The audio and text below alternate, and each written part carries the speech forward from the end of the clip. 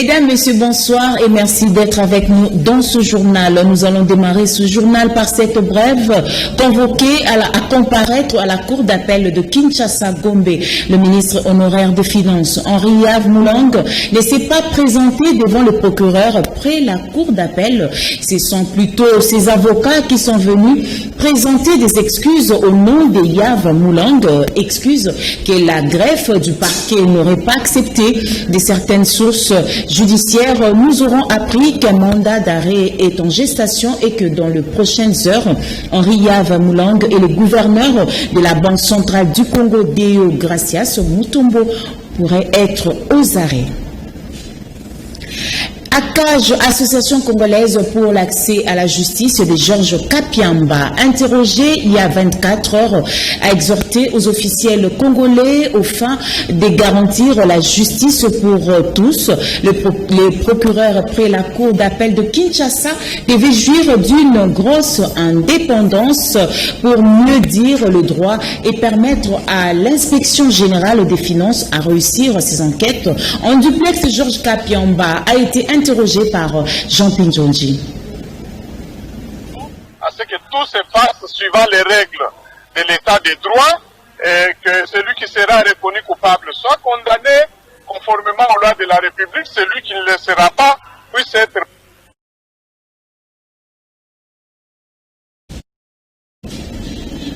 Le prix excessif et illicite des prix de course dans les transports en commun est loin de s'expliquer malgré le retour à la normale de nombre de passagers dans le bus et taxi. Les tarifs sont fixés au mépris total de la réglementation de l'hôtel de ville de Kinshasa. Les potentiels passagers de ce moyen de transport déplorent la complicité ou mieux la passivité de l'autorité de la ville face à cette attitude de rébellion des conducteurs. Enis Kikaba et Chomen Kassiama nous en parlent. Depuis un certain temps, avant les confinements et après les déconfinements, il a été observé la hausse des prix des transports en commun dans la ville-province de Kinshasa. Les conducteurs responsables de cette hausse illicite des prix des transports ne respectent pas l'arrêté du gouverneur de la ville-province de Kinshasa sur la baisse des prix des transports et continuent les pratiques de demi-terrain. Et ce, malgré les retours des dispositions d'embarquer 4 personnes à bord d'un taxibus et 3 personnes à bord de taxis. Face à ces comportements d'insubordination à l'arrêté du gouverneur, la population demande à l'autorité de la ville de s'imposer enfin que le conducteur respecte les modalités de transport en commun telles que définies par la ville soient respectées. Ils sont allés de nous donner des coups. Normalement, ce prix-là, même les demi-terrains, c'est pas bon, c'est pas gentil. C'est entre nous, mais ce que les conducteurs font, non, c'est pas bon. L'État a fixé les prix. Ils peuvent pas quand même imposer, faire surtout les systèmes de demi-terrain. C'est pas bon. Vous prenez d'ici, vous irez jusqu'à Bon Marché, 500. Et de Kingaba jusqu'à Bon Marché, 1000 francs. Non. Il y a un tarif, il y a la grille tarifaire fixée par l'autorité de la ville. Tous les conducteurs doivent suivre ça.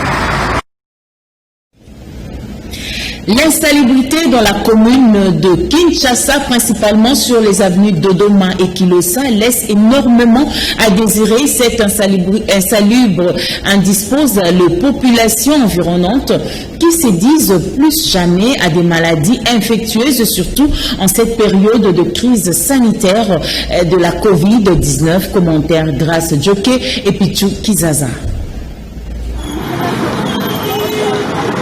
La population de communes de Kinshasa et Lingwala se plaignent de la montée de l'insalubrité sous l'œil béant de l'autorité de la ville. Face à cet environnement pollué, la population déjà exposée à de diverses maladies affiche un sentiment de peur en ces moments de la pandémie à coronavirus et craint de se faire infecter. Suivant quelques personnes abordées à travers des avenues de la commune de Lingwala et de Kinshasa, l'une a laissé entendre que les habitants de toutes les communes de la ville-province de Kinshasa sont exposés et n'arrivent pas à bien vivre.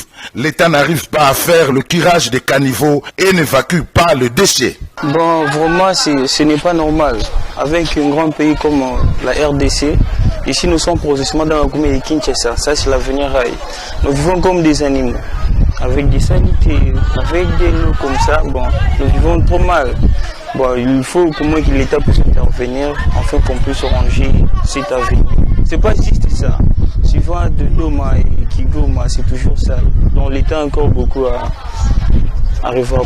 Ça nous cause des maladies. Vous-même, vous savez, je me cache ici, si j'en ai, vous voyez. Nous sommes pendant la Covid-19. Tout le monde est censé se protéger. Mais avec de telles places, nous sommes exhibés devant plusieurs maladies. Nous sommes exposés devant.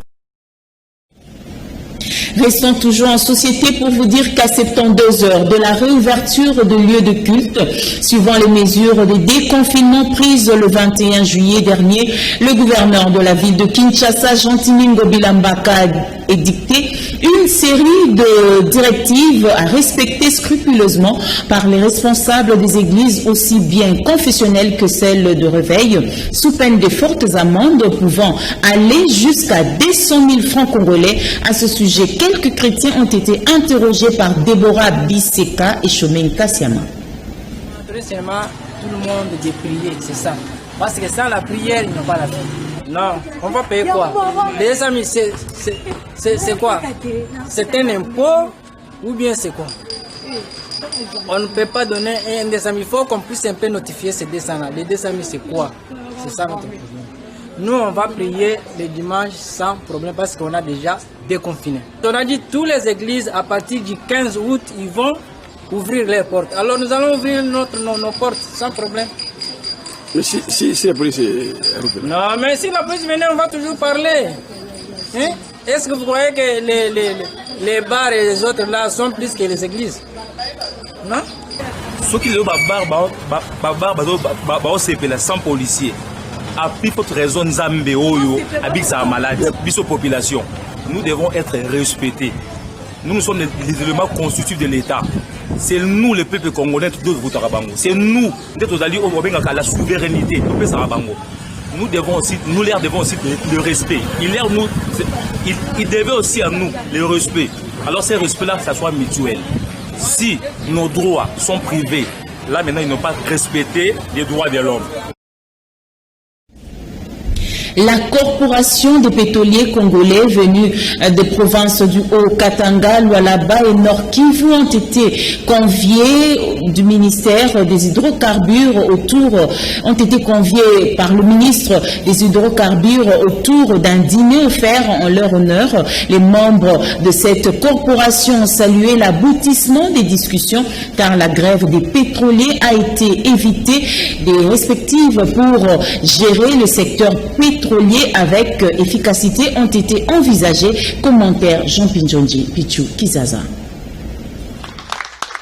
Le ministre d'État en charge des hydrocarbures, Rubens Mikindu, maître des séants de ces dîners offerts aux pétroliers, s'est félicité devant ses hôtes de l'engagement de toutes les parties pour que la production et la distribution des produits pétroliers, aussi bien dans les zones sud-est ou ouest, ne connaissent pas un coup par une grève. Il a également salué l'implication du Premier ministre, de sa collègue ministre de l'économie et de la FEC. Ainsi, il a apprécié la qualité du dialogue qui n'est pas le dernier. Le Premier ministre s'est donné à fond, il m'a approché et j'ai donné mes avis. J'ai parlé avec Madame la ministre de l'économie, disons que je me suis donné à fond pour qu'on arrive à un résultat. Et le résultat est celui-là. Aujourd'hui, je crois, nous aurons déjà des échos et partout dans le Katanga, les Hauts-Katanga, les Lualaba, c'est la joie. Et moi, aujourd'hui, je crois que je vais dormir, peut-être même avec les souliers. Je voudrais dire un mot aussi sur les réformes. Nous sommes en train de vouloir engager des réformes dans notre secteur, le secteur des hydrocarbures. Il faut absolument des réformes courageuses. Ces réformes, on va arriver à les mettre en application. C'est pas pour vous asphyxier, c'est pour vous donner non seulement de la valeur, parce que dans les secteurs... D'autres questions pour mieux sécuriser le secteur du pétrole auront voix au chapitre au tout prochain forum sur les pétroles dont les assises pourront se dérouler à Goma dans le Nord Kivu. Et le président du conseil d'administration de la FEC, Fédération des entreprises du Congo, Albert Yuma Mulumbi, présent à ce dîner, a salué les efforts déployés par le ministre des Hydrocarbures en vue de concilier les vues et ramener tous les partenaires sur la table des négociations. Le ministre des Hydrocarbures, Rubens Mikindo Mouima, a durant cette cérémonie annoncé la tenue très prochainement du Forum national sur les pétroles congolais. Toutes les deux personnalités ont été interrogées par Jean Pinjonji Pichukizaza. D'abord, à nous réunir, si vous voulez, à partager un repas, un verre avec les pétroliers. Ils sont du secteur pétrolier. Et nous avons pensé qu'il était tout à fait normal, avant surtout les délégations qui sont venues de l'Est et du Sud, puissent rentrer, que nous puissions avoir des échanges avec eux autour d'un verre. Et c'est ça que nous venons de faire. Et nous avons placé un mot pour leur faire savoir que notre souci est d'améliorer le secteur. D'améliorer le secteur en passant par un forum que nous venons de lancer. Il y aura un forum qui sera organisé d'ici là, si pas à Lubumbashi, ça sera à Goma, pour que finalement nous puissions nous retrouver, nous tous, du secteur aval, probablement même du secteur amont, ça ne dérange pas.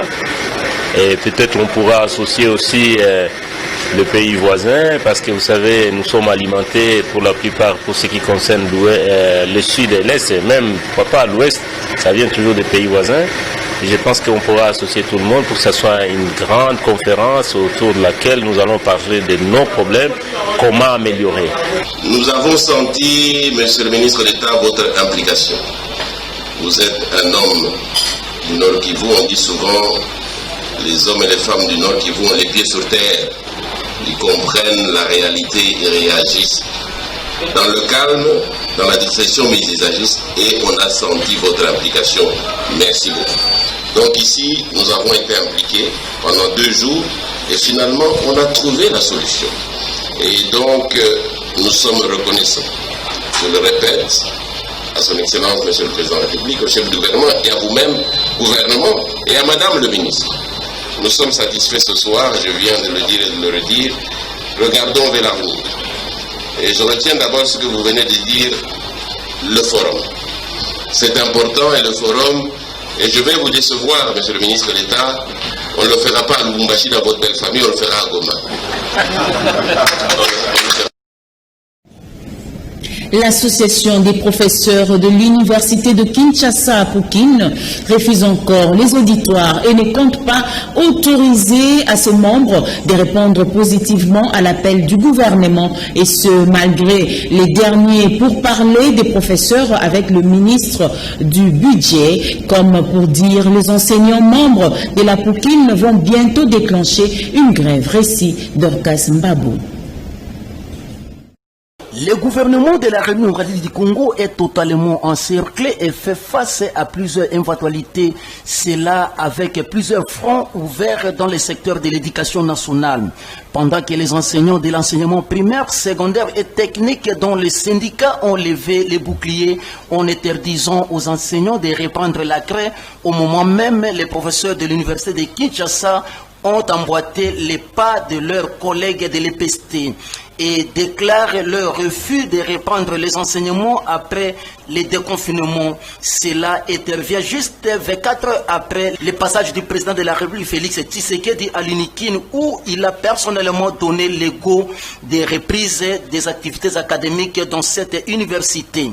Dans les revendications, les enseignants de l'UNIKIN réclament la paye et l'augmentation de leur salaire. Si cela n'est pas respecté, il n'y aura pas d'enseignement à l'UNIKIN. Voilà ce qui a poussé les professeurs de la colonie Espiré à déclarer leur grève illimitée jusqu'à trouver gain de cause aux revendications soumises au gouvernement de la République.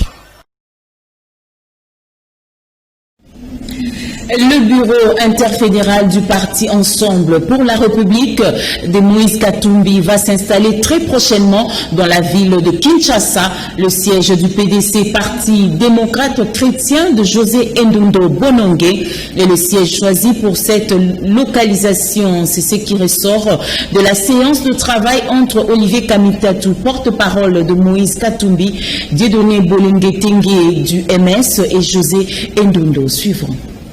Le siège du Parti des démocrates chrétiens PDC de José Ndondo Bonongué a été visité ce jeudi 13 août par deux personnalités politiques, Olivier Kamitatou et Dieudonné Bolongué Tengue, venus se rendre compte de l'état du lieu pour l'éventuelle installation du siège de l'État fédéral du Parti politique Ensemble pour la République de Moïse Katumbi.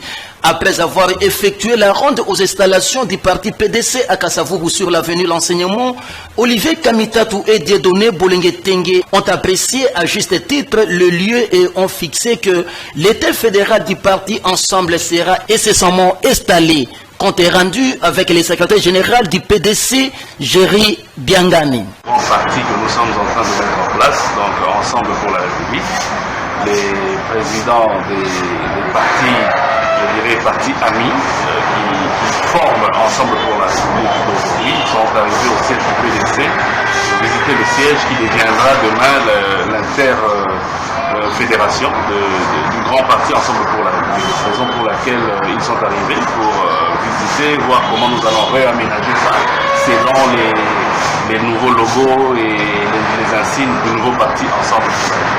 Alors, incessamment, nous sommes en train de nous préparer et dans un bref délai, nous aurons donc le grand parti qui va faire son entrée officielle dans la cause politique. Le projet communautaire de la santé a été lancé ce jeudi à l'hôpital Sanatorium dans la commune de Selembao. La cérémonie s'est déroulée devant d'importants officiels du secteur de la santé et ceux de la firme Pharma Plus qui a parrainé dans une certaine mesure cette activité. Grâce Ngoma Chomen Kassiama. Désormais, la population de la commune de Selembao et environ vont bénéficier de l'assistance sanitaire de la part du projet Centre Vitalité. Ce projet, appuyé par Pharma Plus, s'est installé ce jeudi 13 août à l'hôpital Sanatorium dans le but d'apporter son assistance médicale aux habitants de la commune de Selembao et d'autres communes voisines. Suivant les responsables du projet Centre Vitalité, assistent ceux qui viennent s'affilier et seront dotés de cartes électroniques comme preuve avant de bénéficier des soins à l'hôpital Sanatorium, communément appelé SANA. La Pharma Plus, en tant que laboratoire pharmaceutique, apporte les médicaments appropriés pour les soins des affiliés. Les responsables du projet lancent l'appel à la population de venir s'affilier au projet en passant par le centre sanatorium basé à Selembao. Vous savez, vous tous, que vous avez ici un problème. Il y a des malades qui se présentent, malheureusement, ils sont butés à un problème de paiement de frais. C'est pour cela que nous avons commencé à raisonner. Et tant qu'INONG, on a trouvé ces documents. On a trouvé quel est le vrai problème du secteur de la santé. On nous a dit que non. C'est question seulement qu'il y ait une implication, la participation de la communauté. Nous avons quels sont les mécanismes et nous sommes allés voir le programme national de promotion des mutuelles de santé. Et dans les programmes, on a essayé de discuter avec l'Organisation mondiale de la santé, à qui nous avons eu des différentes formations pour la mise en œuvre de ces projets. La cérémonie de l'installation du projet Centre Vitalité s'est déroulée en présence des autorités de l'hôpital du Sanatorium et des leaders d'opinion des communes environnantes du centre Sana. Eh bien, mesdames, messieurs, c'en est fini pour ce soir. Mario Mbongo sera avec vous demain à 19h juste. Merci pour nous avoir suivis. Restez branchés sur le programme de Canal Kin Télévision. Merci, au revoir.